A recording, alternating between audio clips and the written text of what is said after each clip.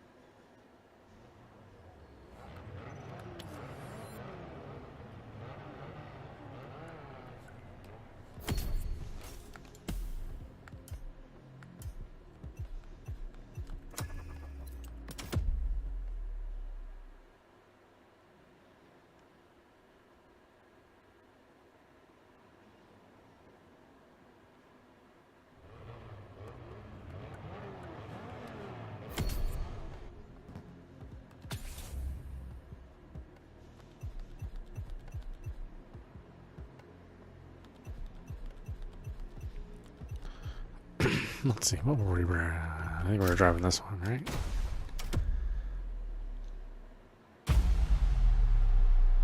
All good to resume our progression on this playlist.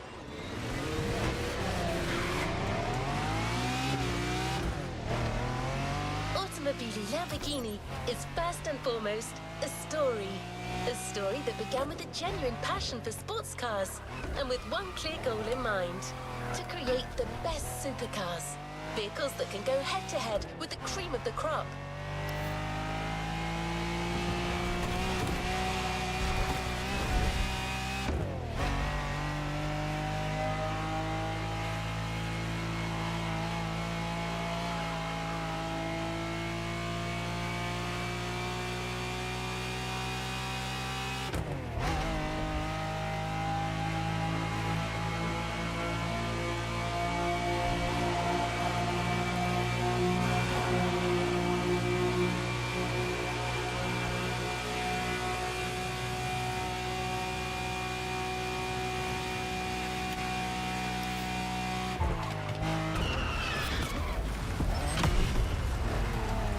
Oop, into the mud, scum queen. Several elite cars during Lamborghini's formative years. But the one we chose for you to start with is, predictably, the first true Lamborghini jewel, the Miura.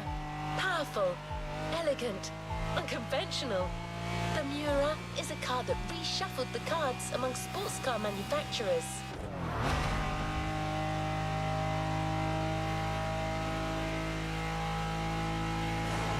With such a car, needless to say that clean driving is mandatory. But that's also part of the challenge, right?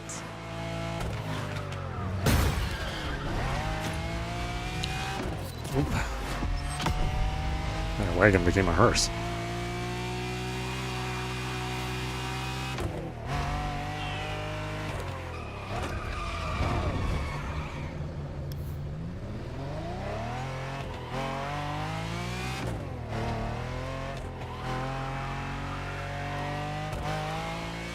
Here we are. Chapter 1. Inspirational Origins. Drive fast, stay on the road, and score the biggest possible bonus.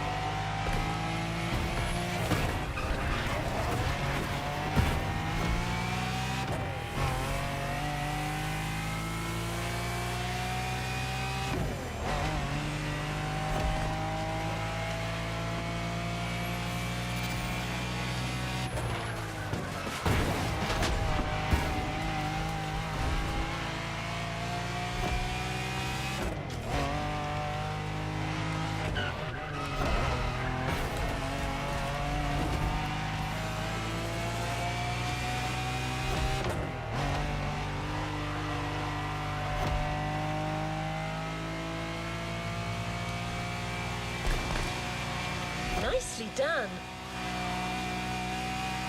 Nicely done.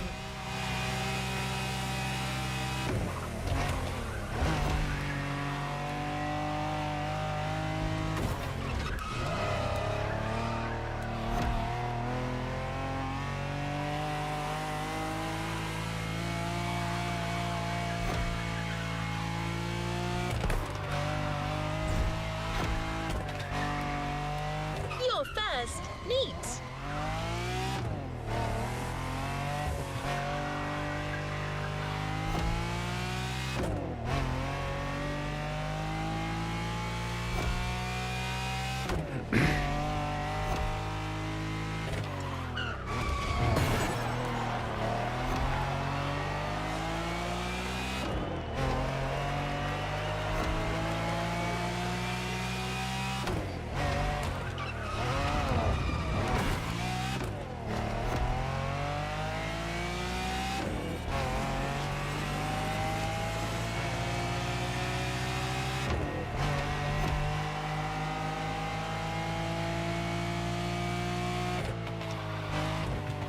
Wow, that's some pro driving here.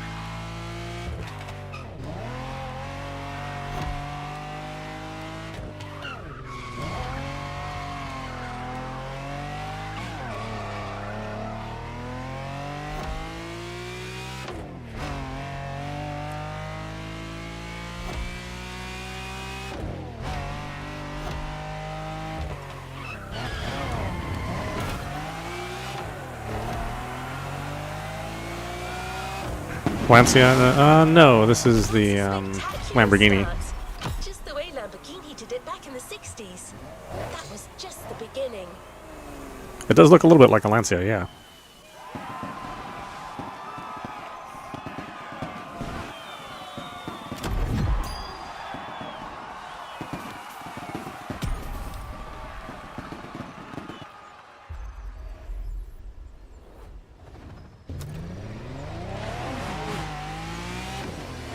Imagination, innovation, and action. That's what it takes to bring incredible cars to life. And Lamborghini knows all about it. At least from a certain There's angle, race caution in it looks the like the good. Lancia. Well, let's strike the iron when it's hot with the legendary Lamborghini Countach 5000 Quattro Valvole. Successor to the Miura, the Countach isn't the first awesome Lamborghini, but it clearly is the manufacturer's first superstar. A car that would leave a permanent mark in hearts and minds all around the world. I don't know, driving games give me the impression that that had set the tone for the brand's future. Lamborghinis drive like crap. At least compared to other supercars.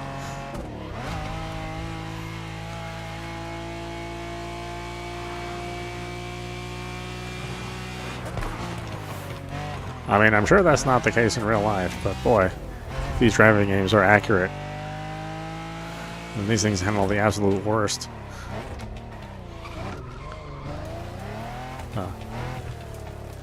Of the supercars, you know. Clearly they handle better than a Toyota Corolla.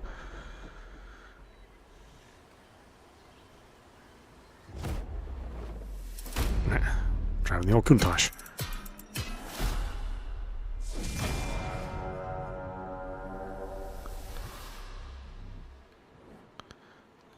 I see the Lamborghinis get their own little cinema every race.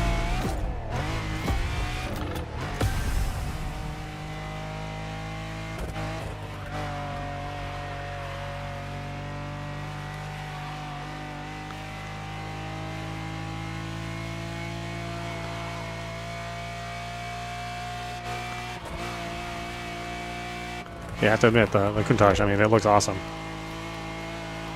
It looks like a car from the future.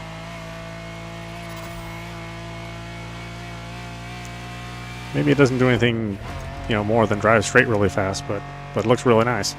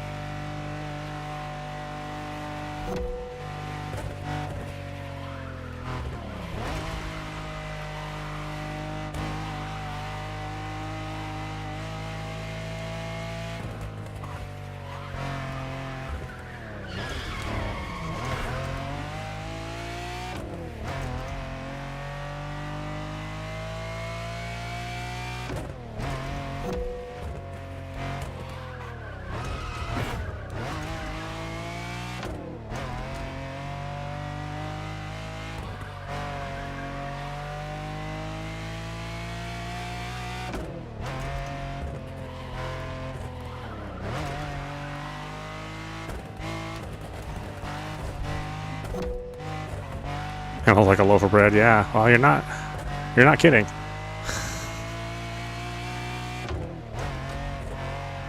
Like a loaf of bread, it goes forward really nice.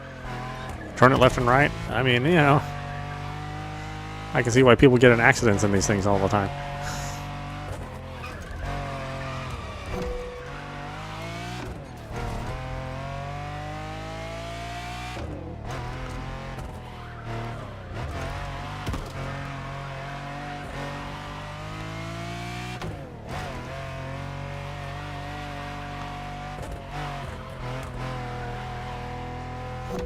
I don't know, you'd figure these multi-million-dollar supercars would handle perfectly, but that is not the case.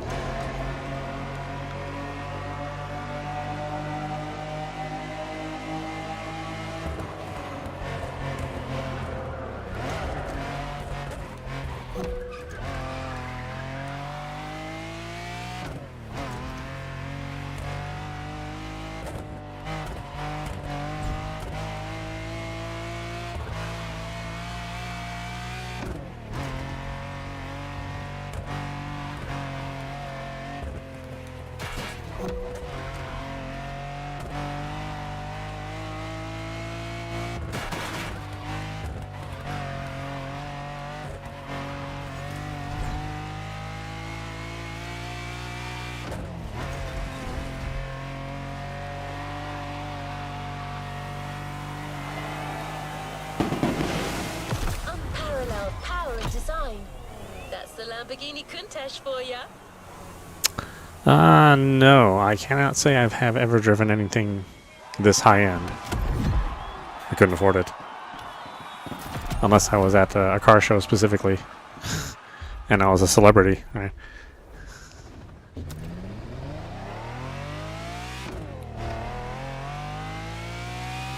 The show continues. Care to guess which car is waiting for you next? Here are your clues. It's the fastest supercar from the early 90s. But I gotta say, I'm mainly a pickup driver, so anything as fancy as this, you know, is not likely I would drive one. Like, even if I had a fair amount of money, I probably wouldn't buy one.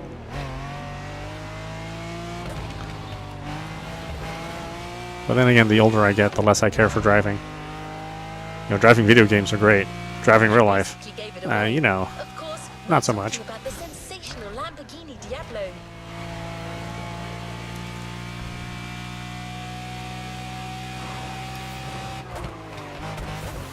Our Lambo party goes on. Chapter 3, Leading Edge Technology.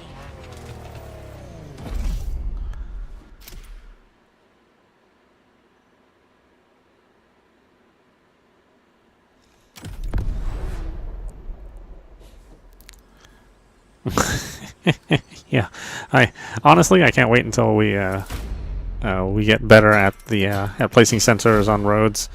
Well, in America, it's going to be very, very difficult, but in any country outside of America, When we start having the sensors be more standardized in roads, having self-driving cars, I'm all for it.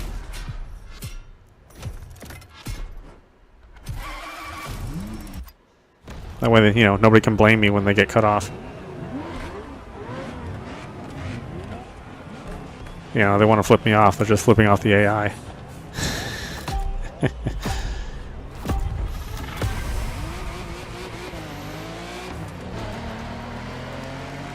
So don't be mad at me. Blame Microsoft. Yeah.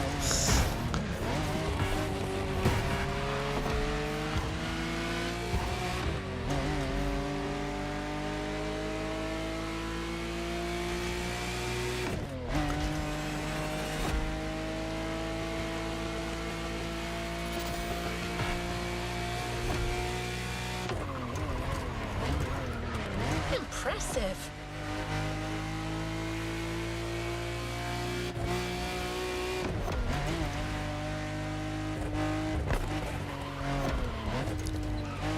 Yeah, no, I wonder how police are going to handle that.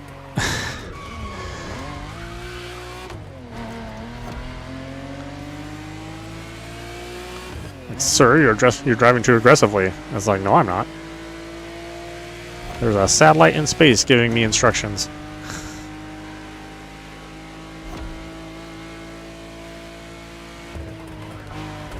You know, I'm on a conference call with my colleagues while I'm in the car.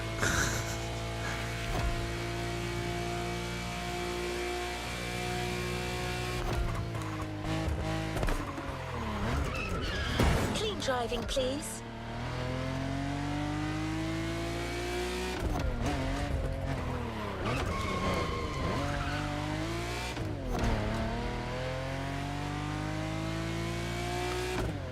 Amazing. Although that just means I work more. Like I can't even have any time to myself. The car drives itself. You know, I can't just ignore somebody's phone call.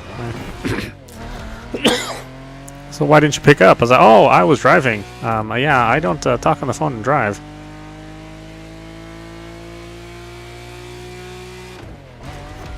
How am I supposed to avoid my ex-girlfriends?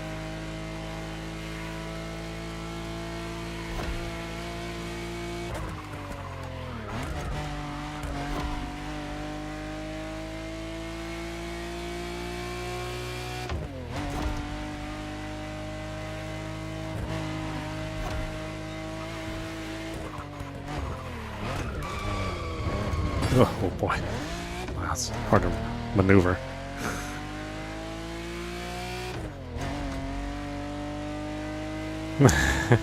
Yeah. Honestly, technology is it does give us great new stuff.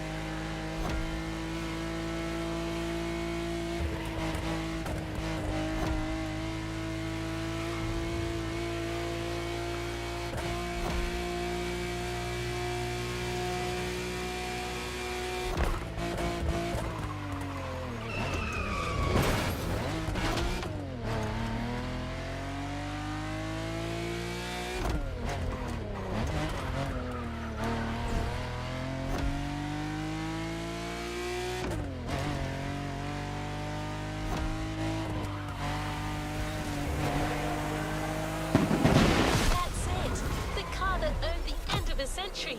Another major step towards the future. Diabolical.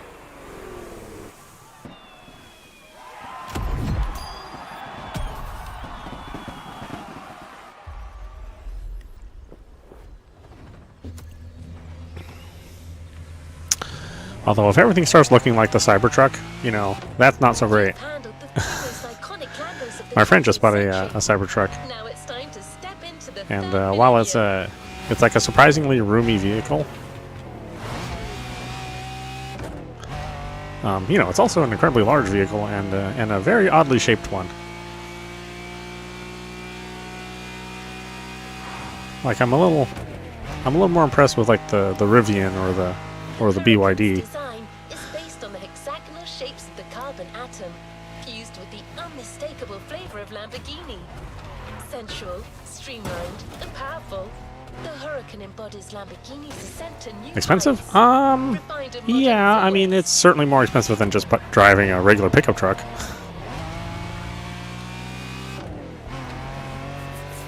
Though that depends on where you live. Like if you buy a BYD, you know, the Chinese-made cars. If you live in a place that doesn't tax the hell out of them, they're super cheap. They're like incredibly affordable, much more so than any car in the States.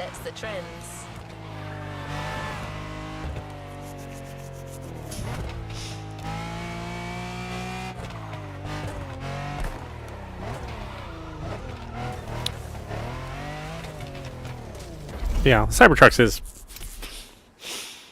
What's the Cybertruck going for? I think the base model is, you know, it's still considered expensive.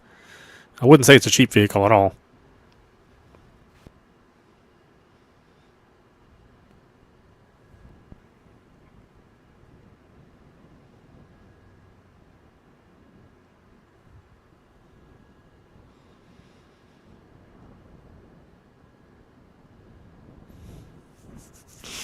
I mean, what, it's 80,000 USD?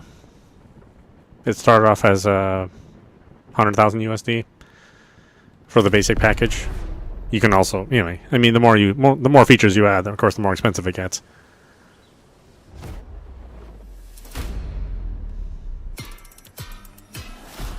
Yeah, it's not cheap.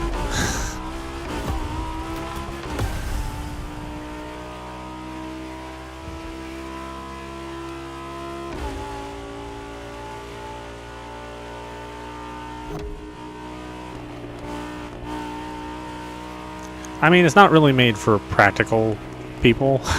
It's just kind of meant for people who have some extra money and they want a new toy. Otherwise, yeah, you just buy a Toyota for you know, a quarter of the price.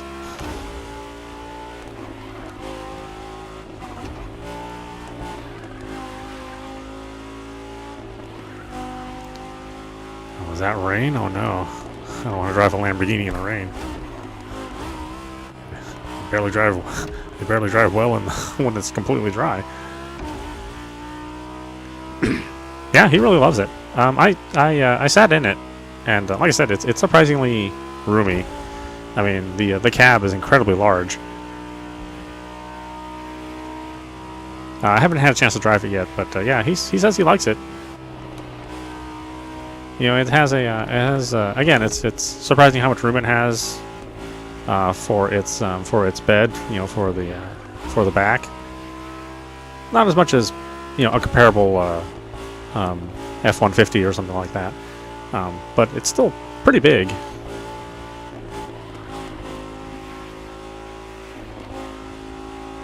It's an incredibly long vehicle too. I was surprised at how big and bulky and long it was. Usually, you know, usually trucks try to be a little bit more Svet. I mean, they're usually pretty large anyway. Like, they'll usually take up, you know, the full width of the parking lot, and usually, you know, a parking space, and usually the full length, and sometimes plus more, depending on how they space out the parking in a typical parking lot. I mean, I have a Nissan Frontier, and it's just a mid-size vehicle. But even I will have trouble finding parking in a place that is designed for compact vehicles.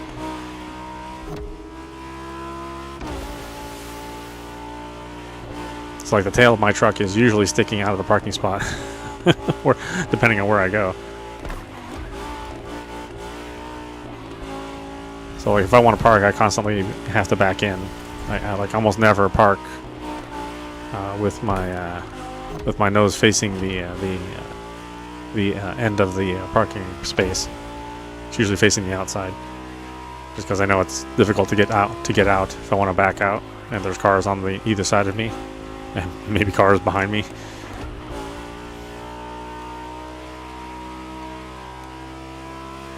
Oh, this is like a super short race. Wow.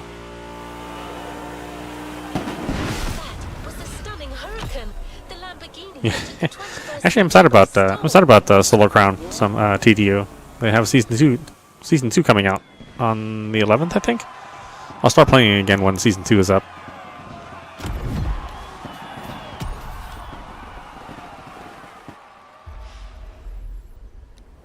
because there's a whole new location that they have for season 2. Lamborghini has always been about looking forward. They don't only create great cars on the cutting Yeah, edge like I said, of I miss technology, TDU. they're willing to go above I'm only and playing beyond this with because each new model. you know, I'm kind of not that I'm out of things to do in TDU, but I am in the spot where I have to grind a little bit.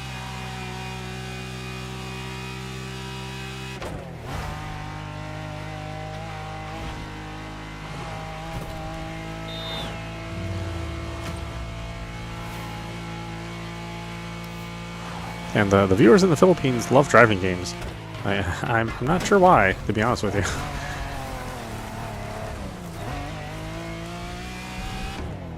Which is why I've been playing at least one driving game every night. Take the Urus, for example. It's the first SUV made by Lamborghini, described as Kind of makes me wonder if one of these companies should have their racing games take place in the Philippines. It seems like the audience is huge there. Giving you the freedom to take on terrain you've never explored before.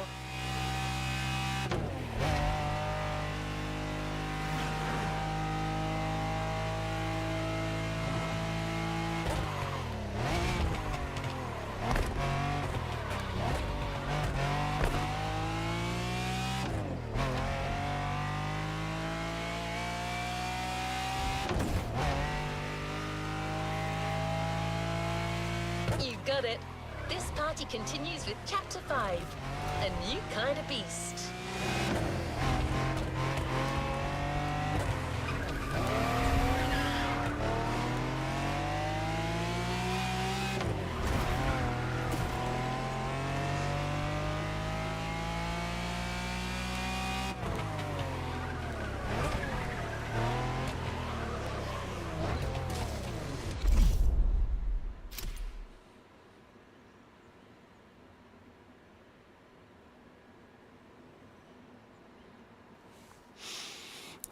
Yeah, there's all sorts of terrain in the Philippines. And it actually would make a good location for a driving game. You know, and the Philippines isn't small, so there's plenty of places to drive around in. You wouldn't necessarily even have to, you know, be 100% accurate to the roads there. I mean, you don't want to drive there in real life. Everybody drives there like crazy. You know, the rules are very loose in the Philippines. You know, chaos is the word of the day on the Philippine roads. However, if you make a driving game, then all that chaos is gone.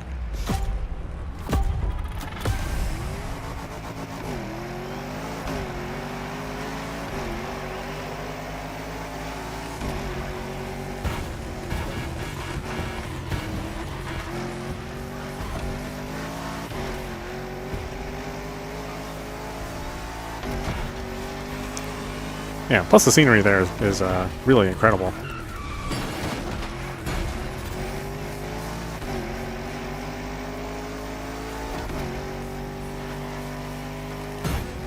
Great overtaking.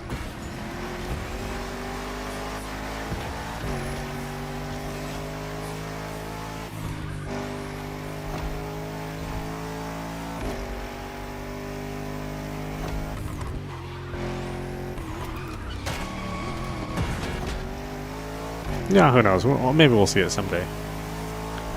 They're eventually gonna run out of countries and states in the states that's for these to take place in, or the more traditional racing circuits.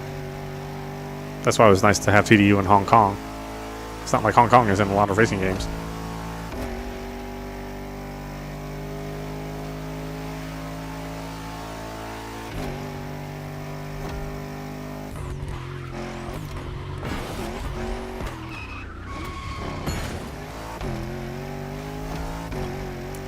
You know, because there are definitely some classic circuits in the States and in Italy, which I'm getting kind of tired of seeing.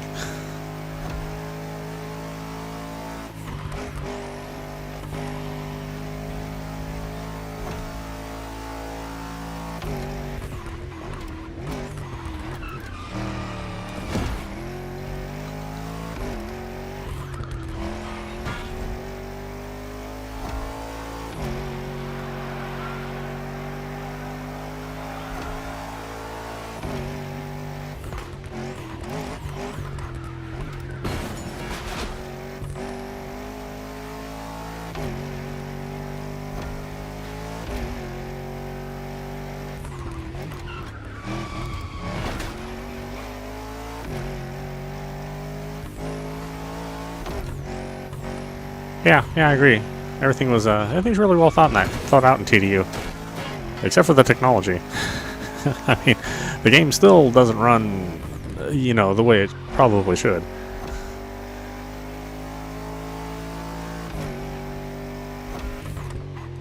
If you make enough sacrifices, at least on the PC side, you can get it to run pretty good. So it's not impossible. It's just that if you want to run it with full detail, then it's going to be a struggle.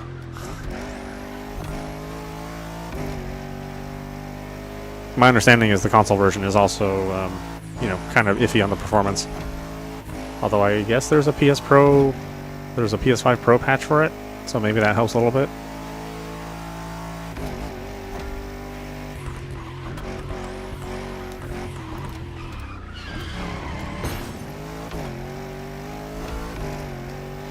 Yeah, I mean, every patch makes the game run better. So it's so they're getting there.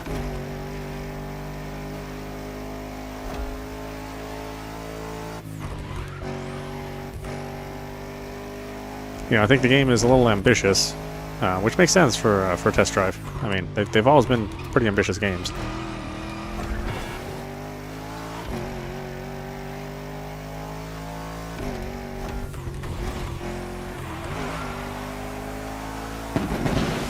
Well done, driver. A show of strength, Lamborghini Oh, style. misprint. Oh, that's a shame. Well, maybe they could be convinced on making a pro patch. Not that I have a pro. I mean, again, I have it on PC, so.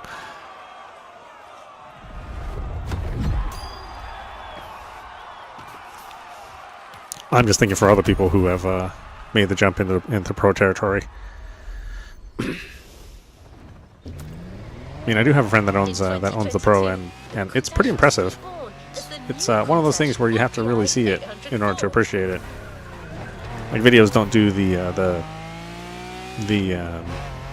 performance enhancements justice.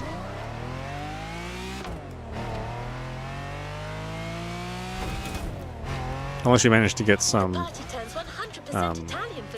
uncompressed source video, then yeah, it doesn't look good on YouTube, but in real life, the PS5 Pro looks really good. I don't know if it's $700 good, but it does look good.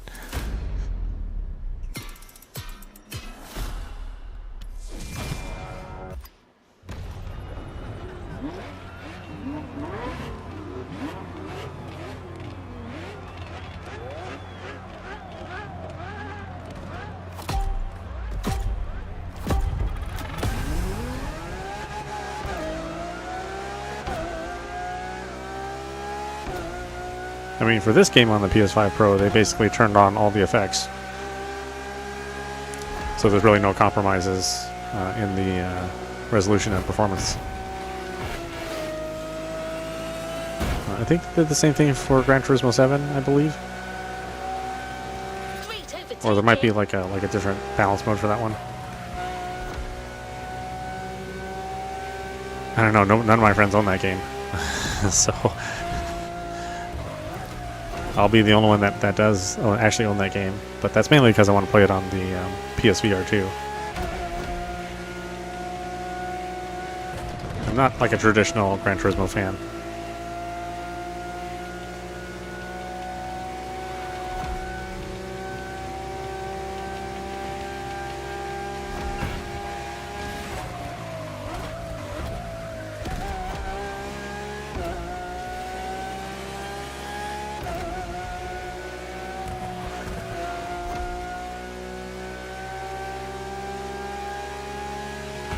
Oh, these guys are actually keeping up with me.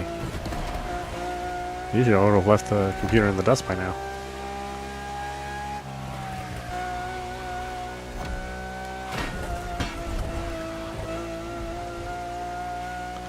Probably doesn't help my case when I run into telephone poles.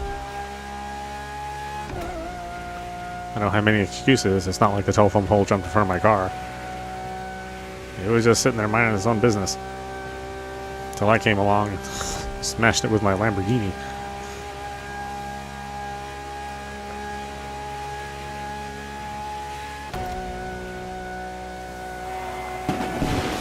You've shown them that Countess will never die.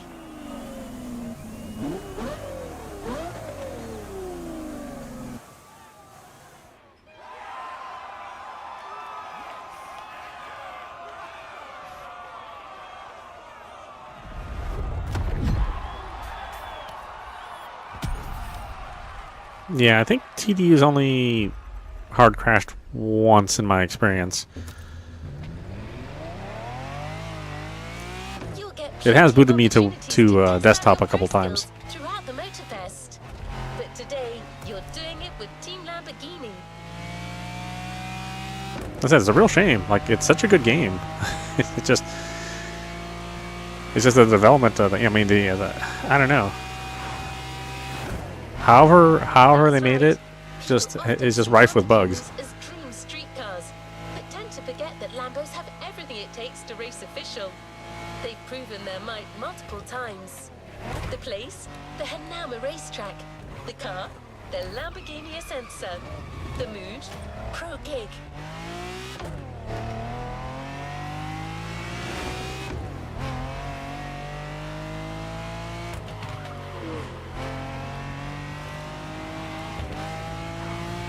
The Essenza exhibition is about to start. Chapter 7, Pro Performances.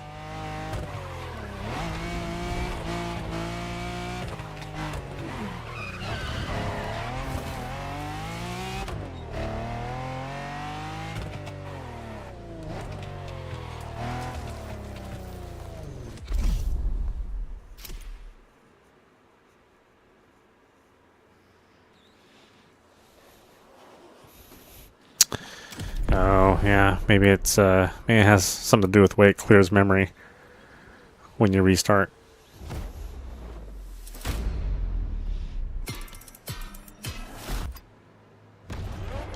Well, I don't know. They have to understand that gamers are going to restart a race. I mean, that is a thing that we do all the time in a racing game.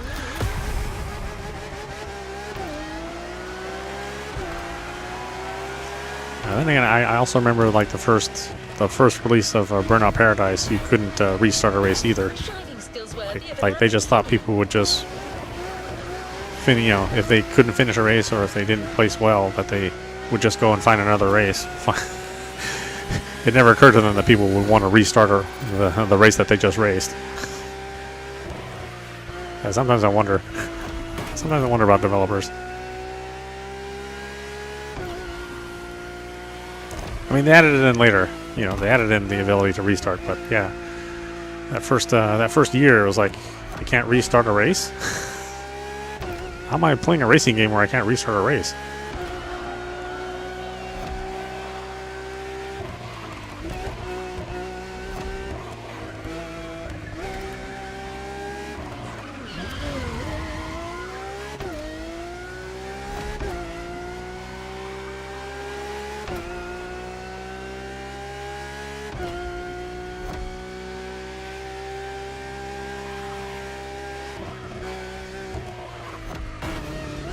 This is an interesting course.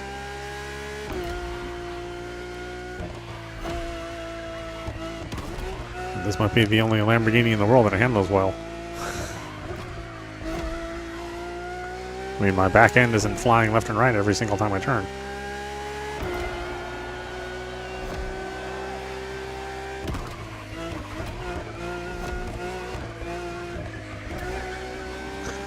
It doesn't have a great turn radius, though. I guess that's how they prevent it from being so squirrely.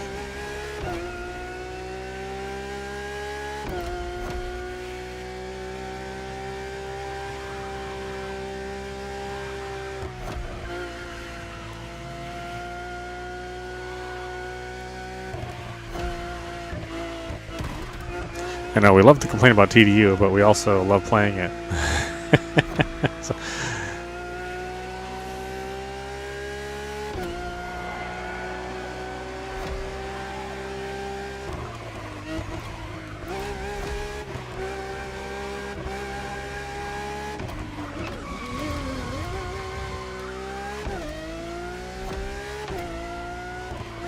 Whereas this game, it's just okay.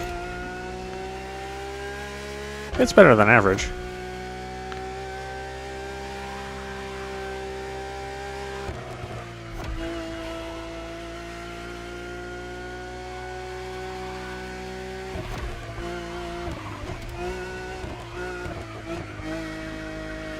I mean, it does look very nice. You know, it runs really well.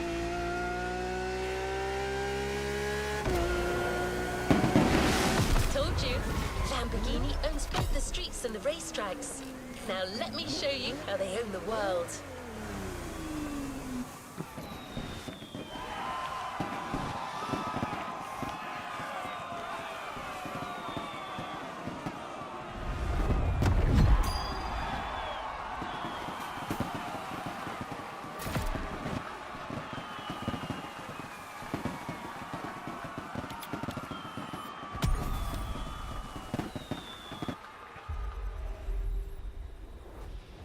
$400, huh?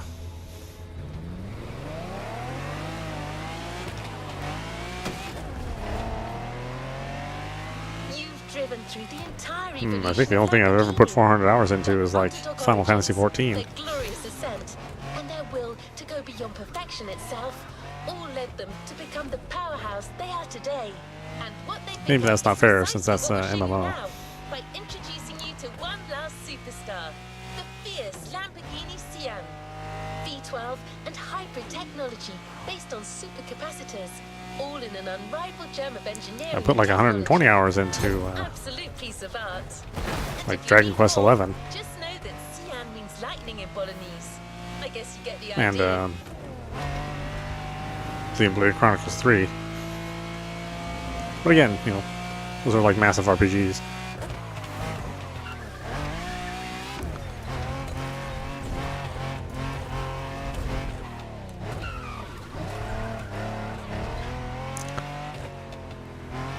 However, that being said, I could see it. I could see you playing a lot, especially if the multiplayer is really good. You know, there's a healthy community.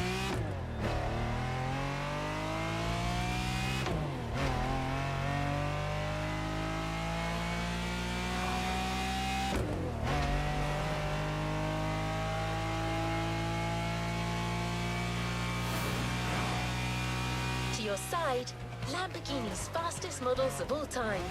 It couldn't be any other way.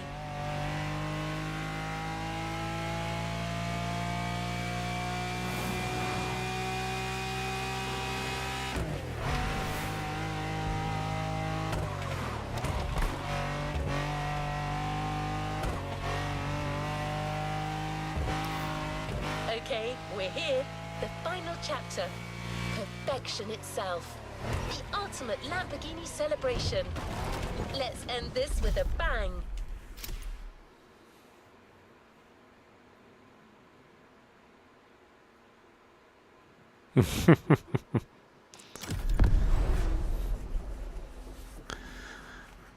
That's okay. I think I put like 30 hours into Assetto Corsica, but the first 20 hours were just me crashing, trying to figure out how that game worked. With its infinitely complex driving model, you know. Sometimes the game can be a little too real.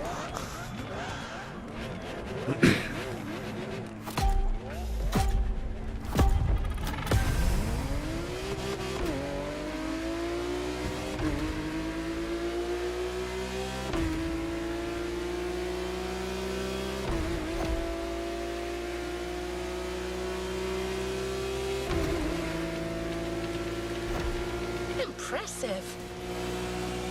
That's it. Show them. Driving skills worthy of a Lamborghini. Okay, this thing is like super fast. I can see this being trouble. I'm actually gonna have to use my brake pretty liberally on this on this car.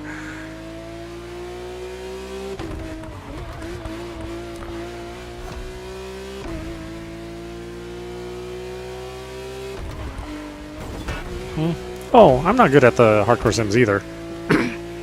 I just like to play them once in a while.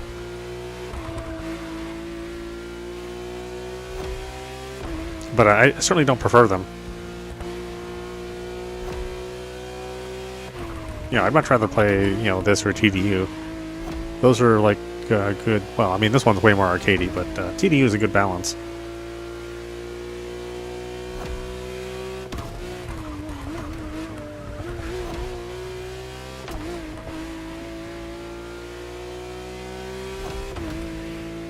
I mean, I think to me, even the Gran Turismo series is a little, well, I don't know. It's like sort of realistic. I mean, I know it touts itself as a realistic driving sim, but it you know, kind of not really.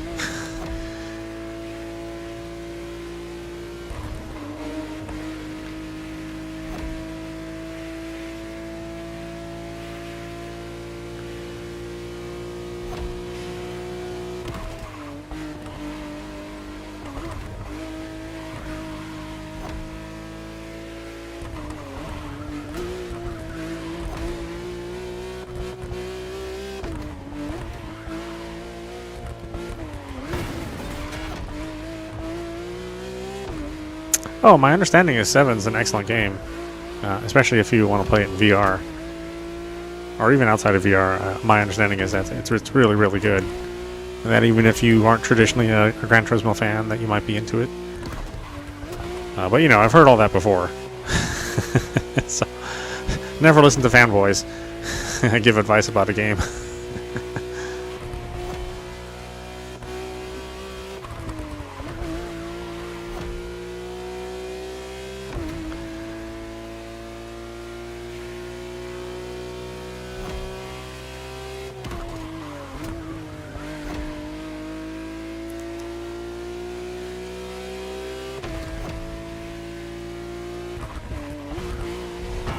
I mean, you know, I'm like super honest about TDU when I tell people about it. It's like, it's really fun. It's a nice mix between arcade and sim, you know, leaning a little more towards sim, but it won't work a lot. so bear that in mind. You're going to have fun, and it's going to freeze or crash you out to desktop, but you're still going to want to keep playing it.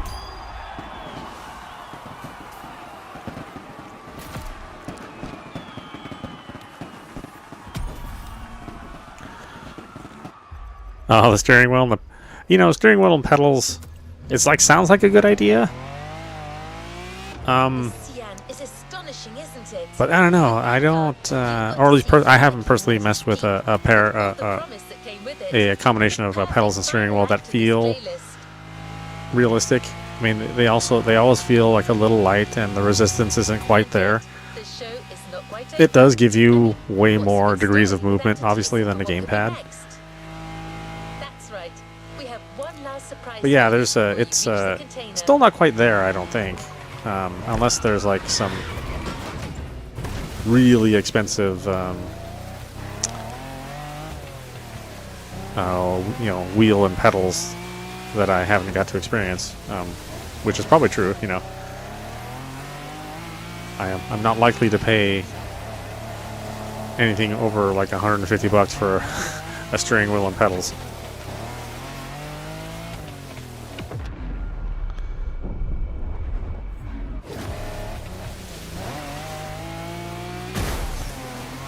Oh geez, how do I get out of here? Oh. This is not a boat.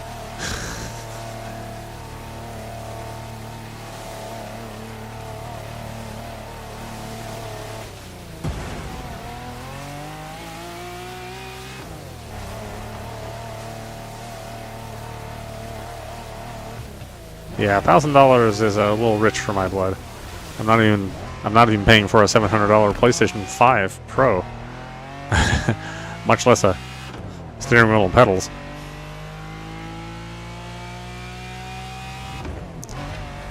Then, you know, going the extra mile and buying like one of those new gen VR headsets.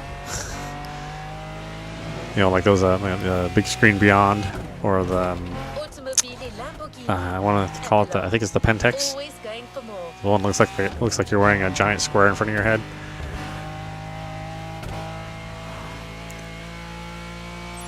It's like, that's a bit much. I like racing games, but I don't love them like that. I think a $70 controller is more than enough for my blood.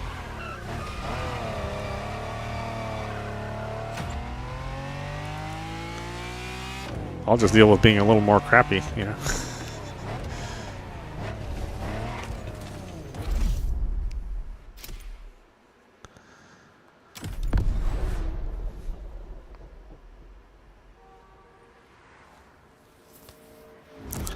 That, you know, a steering wheel is like it's like a more stuff, right? It's like, where do you?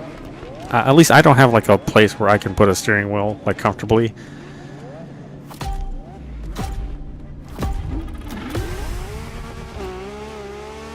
I mean, I'm sitting on my couch. I'd like have to have like a table that's at chest height.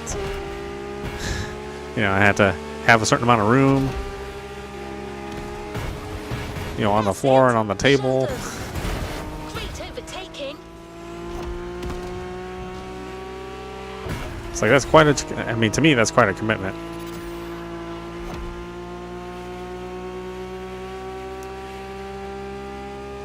And then you better be playing racing games like all the time.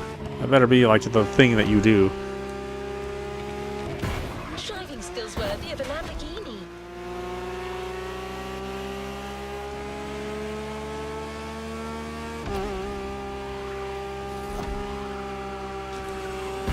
And I like to do other things other than play racing games. I do like other games too.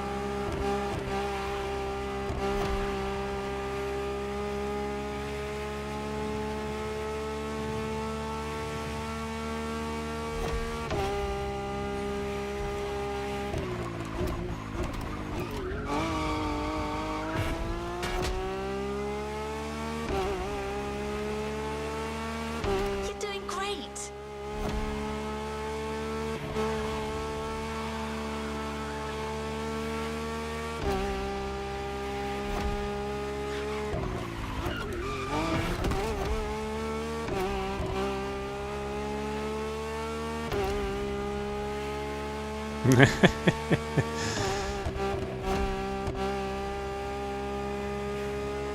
I mean, that is a single man with no plans for a girlfriend for sure. $1,000 steering wheel. You know, $1,000 VR glasses, or more than 1,000, depending on. I think I saw this review on these newer pair of VR goggles that was like $2,000 for the pre-order.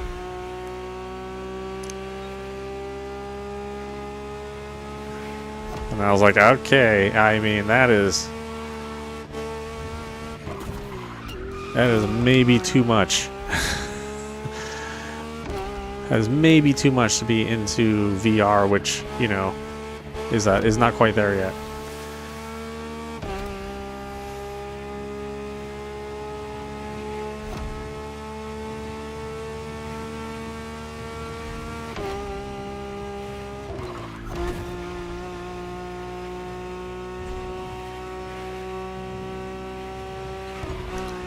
Yeah, and I went, and I mean, a single guy, like, not even any pets. He's dumping that kind of cash on a racing game.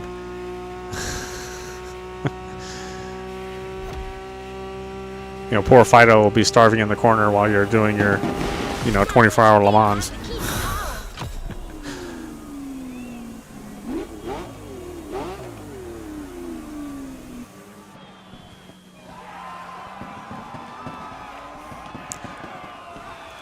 Well, Steel Battalion was, I think, what was that? That was $200, I think? Still, you know, a lot of money, but not $2,000. And then they made the sequel, which was used the Kinect. Well, what a disaster! You know, going from a actual physical controller with real buttons and levers to hand motions in the air. This was one high-end quality show. A car festival can't get any better than this. Astonishing cars, an idyllic venue, and last but not least, astounding skills. Yes, that's your driving I'm talking about. I believe you turned quite a few heads back there. But me, you know, I'm only as complicated as like Battlezone. Like when I played that in the PSVR 1, I thought that was cool. That's why a well-deserved reward is waiting for you back at the container. But that's probably the level of complication I want from a, car that owned the you know, end from of the a 20th mobile century, roaming the tank sim. 1999 Lamborghini Diablo GT.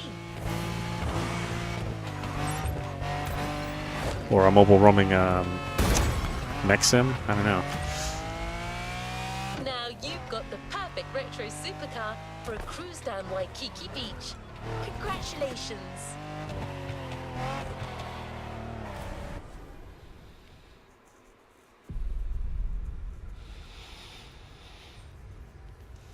Yeah, Samba de Amigo, the arcade machine, was really good. They never could quite get it right on the home consoles.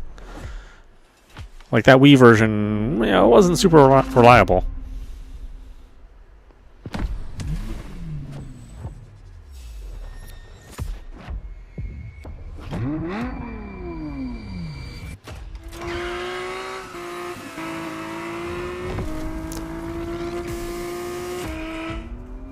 Really, that Taiko Drum Master is probably more fun. I actually bought the drum pads for that. Although I have to mod them so that you know they can take a beating. A new playlist experience is here. Because even the first party drum pads are not great. Time for some.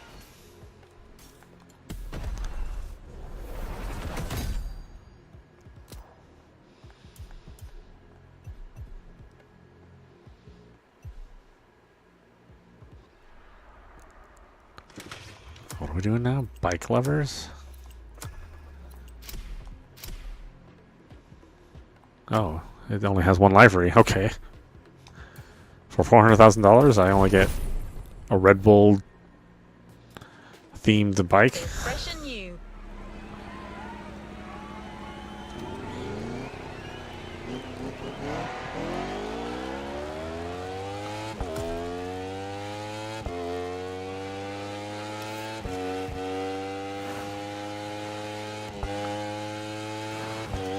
These bike sims. These are also super hard to get into. I have like Ride and MotoGP, the newest ones. I think Ride 5 and MotoGP 24. Let me tell you, those are heavy into sim. Like there's so much stuff I don't even understand how to do. Hold on. That's strange. I'm getting some interference. I think someone is trying to slide them. So many settings on the bike, I'm just like, I have no idea what this stuff means.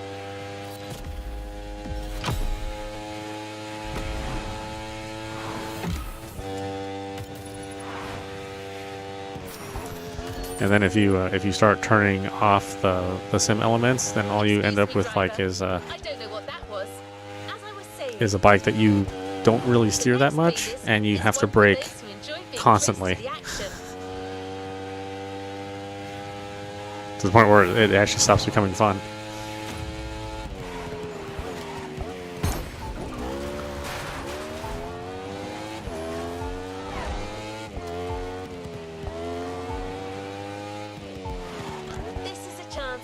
Yeah, I know. And Ride 5 is supposed to be the more arcadey of the two of Ride 5, you know, versus MotoGP 2 or MotoGP 24.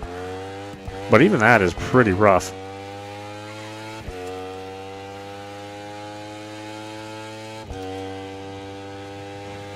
And I think it was like you. I mean, the first time I played, or maybe the first 20 times I played, like that first track is just, they just leave you in the absolute dust.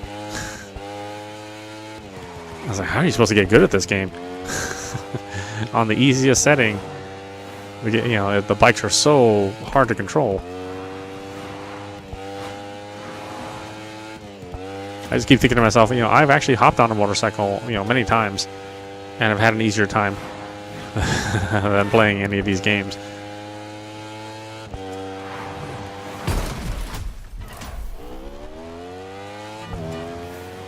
You know, I rode my friend's Triumph, and that was well, it was a good time, but it's a little weird riding a crotch rocket.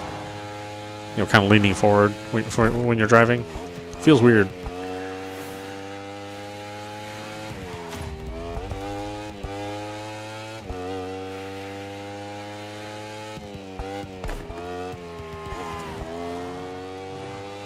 Whereas, you know, if you're riding like a Harley, you know, a cruiser, it's way more comfortable.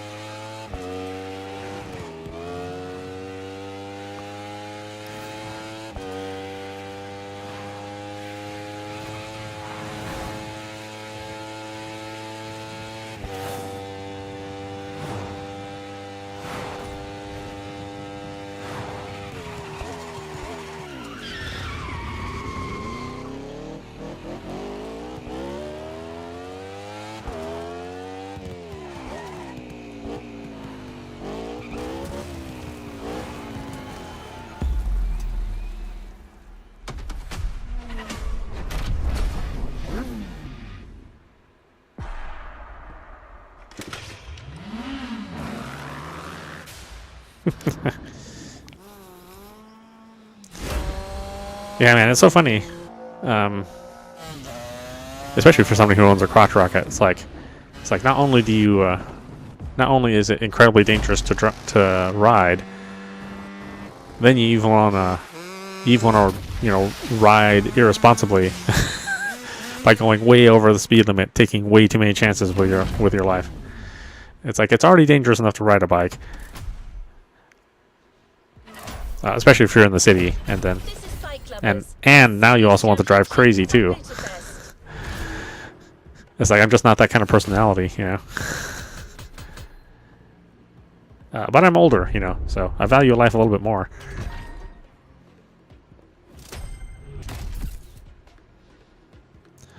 I mean, if I pull my shoulder, if I pulled my shoulder while I'm working out, I mean, I'm out for like a month.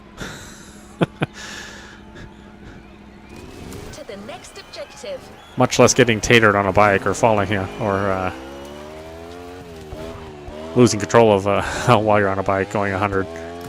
It's like, yeah, might be in the hospital for quite a long time.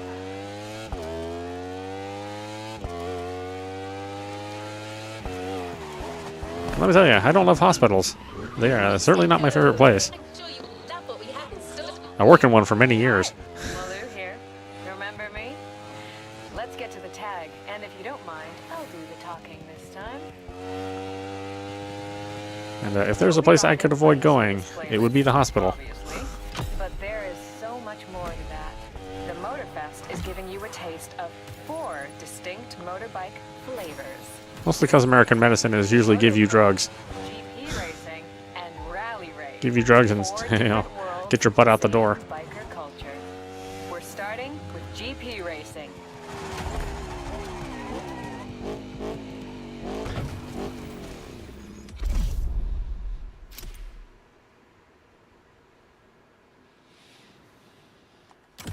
Yeah, I'm 50, so it's let me tell you.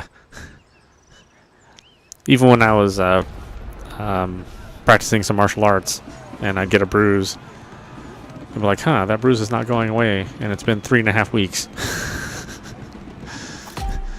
I'm like, maybe I probably shouldn't do anything really dangerous with my life anymore.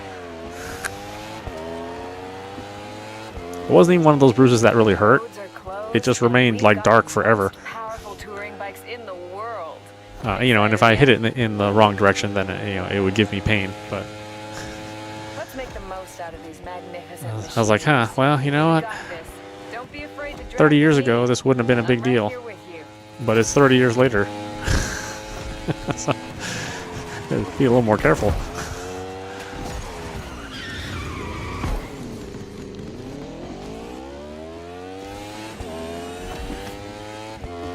So yeah, not owning a crotch rocket anytime soon, that's for sure.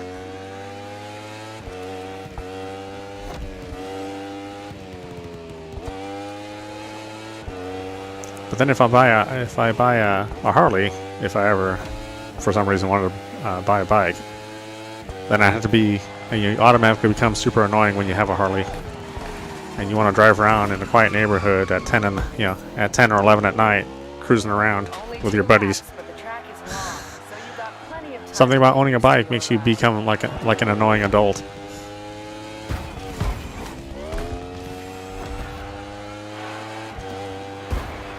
Because that's what I have in my neighborhood. Occasionally, you'll hear the bikers in the stream. You know, and it's like 11:30. It's like, dudes, you guys are like 40 and 50 years old. Go to bed. What the hell are you doing cruising out this time of the night?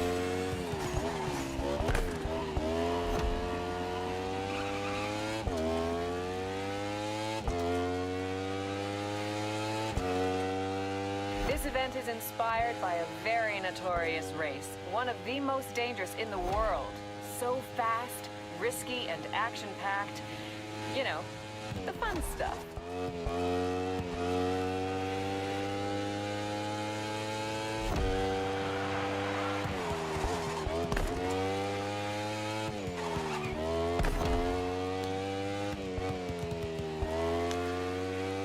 I mean, heck, I'm even into the counterculture, you know? I mean, I have a regular job, you know, suit and tie kind of job, but, Good to know you can rely on your steed. you know, I love the idea of, you know, screw the man. But, I would like to screw the man, you know, and go to bed at a reasonable hour.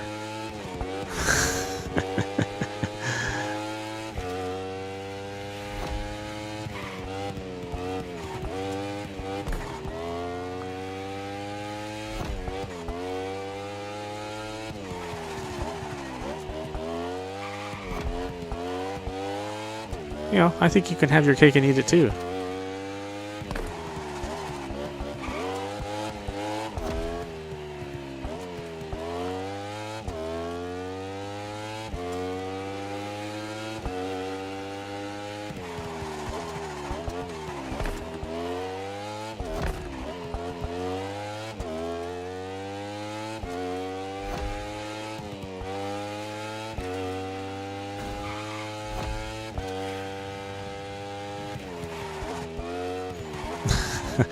I was driving the other day, and you know, it was in the middle of the day. It was like 10 in the morning or something like that, and Yo, this is and I had a set of bikers. I think there was like 3 of them that they were riding together, and one of the guys, I mean, he had to have been at least 55 or 60. You know, he was an older guy, and he was like blasting on his radio, Sir Mix-a-Lot. I like big butts.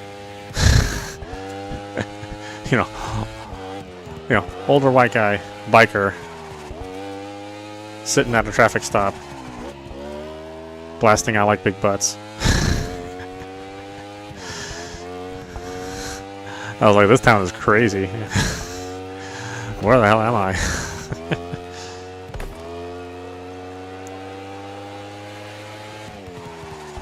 You know, in the full leather gear too. I mean, you know, he was not going to his corporate job, you know, for sure.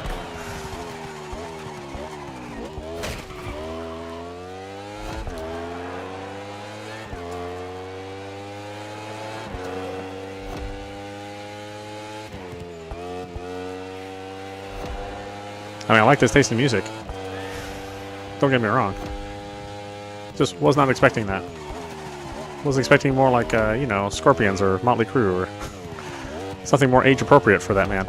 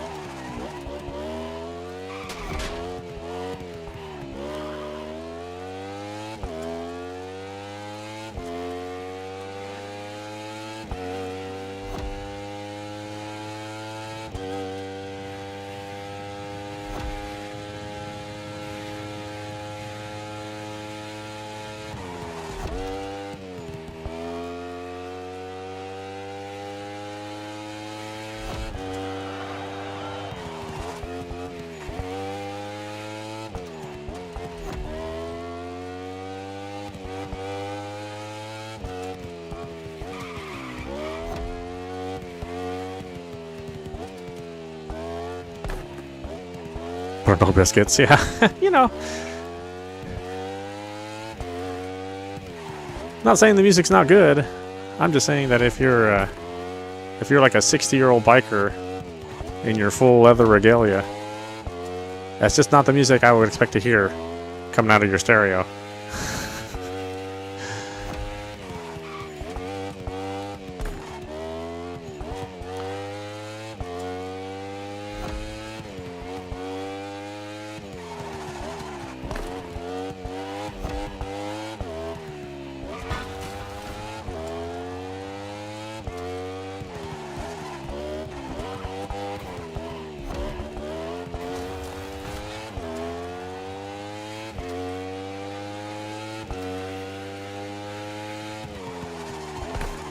But hey, that guy was a true rebel. He was like, I don't care what society thinks. I do what I want.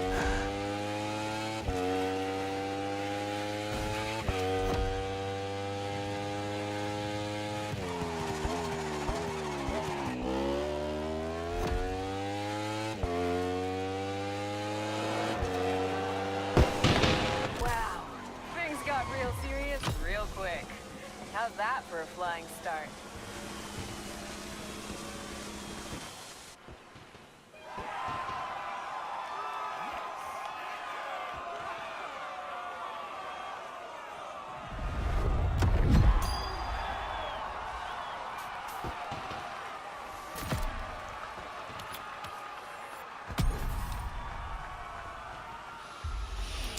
Okay, why don't we stop it there? This is meowmurai. You've been watching the Crew Motorfest running on PC. Anyway, I hope you enjoyed watching. I will see you at the next stream. And have a good night, Hope Star. It's always fun talking to you.